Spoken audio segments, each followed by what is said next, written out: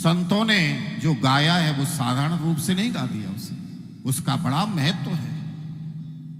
वो मनुष्य के कान नहीं, वो तो सर्प के बिल की समान है। तो इन अंगों से प्रत्यंगों से जब भगवान की सेवा, हाथ वही है जब भगवान की सेवा, हाथ वही है जो गुरुजनों की, संतों की, ठाकुर जी की सेवा में लगे रहे, अपने बुजुर्गों की सेवा में लगे रहे, तो उनकी शोभा है। इन पैरों से हम चल करके तीर्थों का भ्रमण करें, इन पैरों से चल करके हम संतों के, महापुरुषों के दर्शन करें, तो इन पैरों की शोभा है। और यदि कहीं आना जाना है ही नहीं, न तो संतों की शरण में चल करके गए, न तीर्थों में भ्रमण किया, तो फिर तो ऐसे समझ लो जैसे एक जगह वृक्ष खड़ा हो। तो इन अंग प्रत्यंगों की शोभा जब है जब हम नेत्रों से, कानों से, हाथों से हमेशा सेवा, कथा आदि में लगा रहे हैं। बोलिए श्री राधा वल्लभ लाल की, श्री गुरु जी महाराज की।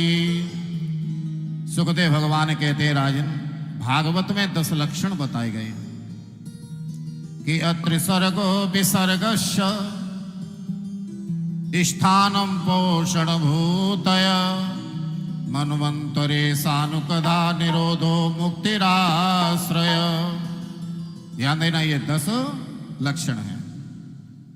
सर्ग, विसर्ग, स्थान, पोषण, उति, मन्वंतर, ईशानुकथा, निरोध, मुक्ति और आश्रय।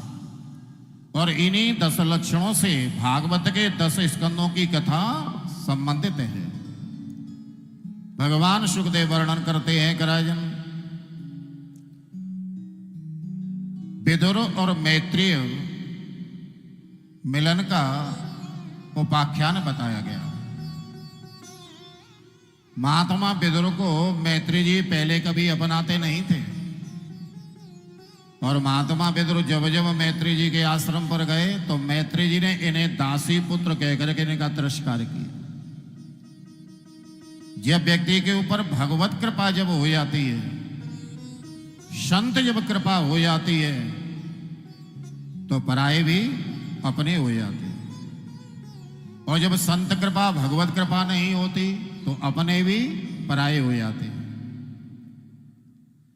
द्वारिका नाथ श्री कृष्ण जब गोलोक गमन कर गए, तो भगवान की आज्ञा अनुसार उद्धव जी सर्वत्र विचरण करते हुए श्री धाम वृंदावन में गए। और उद्धव जी यमुना के तट पर बैठे हुए भगवान का भजन कर रहे थे।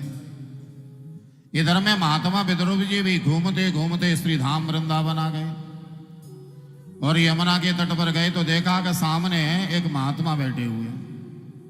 विदुर जी ने सोचा संत के दर्शन करने चाहिए, और जैसे उस स्थान पर गए तो कोई और संत नहीं, वो तो स्वयं उद्धव जी थे।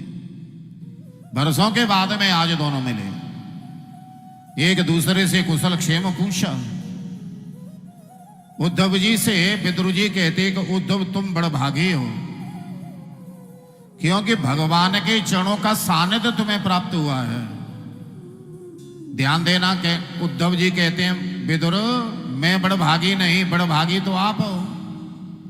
अरे जब भगवान गोलोक गमन कर रहे थे तो बार बार मोसू कह रहे कि उद्धव आज भी मुझे चाचा विदुर की याद आ रही है, उनके उस स्नेह प्रेम की याद आ रही है।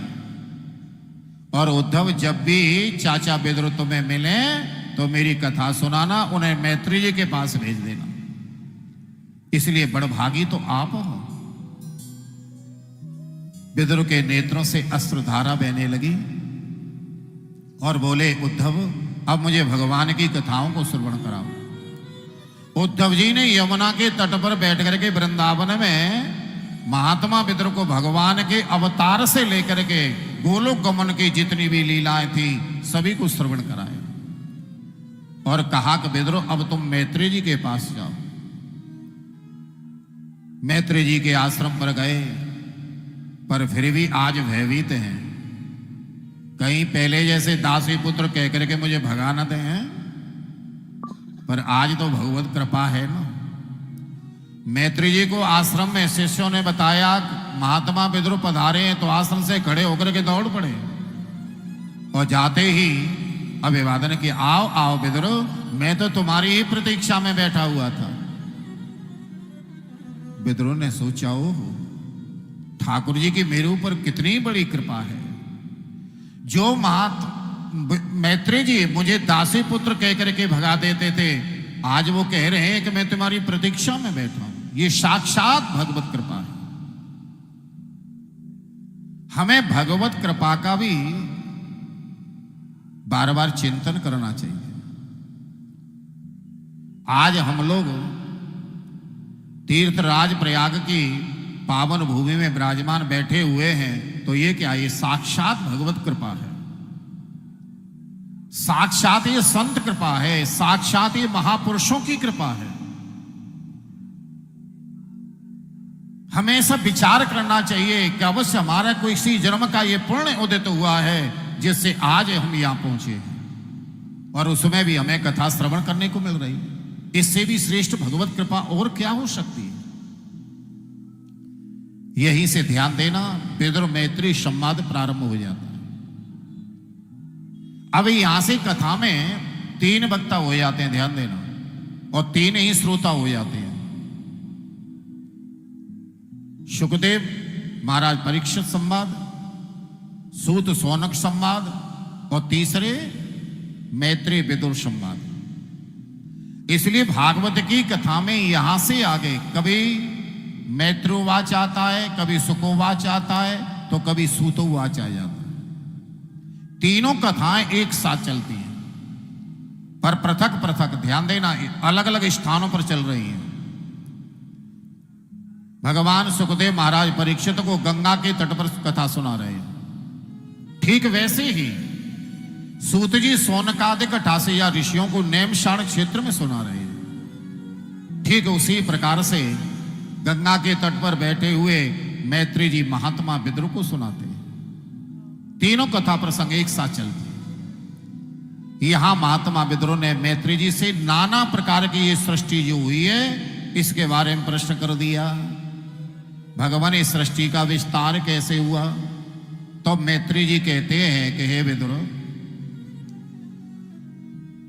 श्रीमन नारायण की नाभि से कमल और कमल से पितामह ब्रह्मा जी प्रकट हुए, और ब्रह्मा जी ने ये जानना चाहा कि मैं जिस कमल पर बैठा हूं इसकी जड़ कहां है।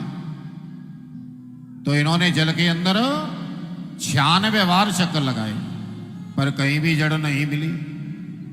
फिर आकर के थक के कमल पर बैठ गए। उसी समय आकाशवाणी हुई, पितामह तप करो, तप करो।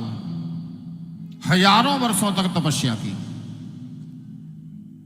तब इन्हें श्रीमन नारायण भगवान के दर्शन हुए। बिना तप के, बिना तपस्या के जीवन में कुछ उपलब्ध नहीं हो पाता। प्रेम से बोलो जय श्री राधे। चाहे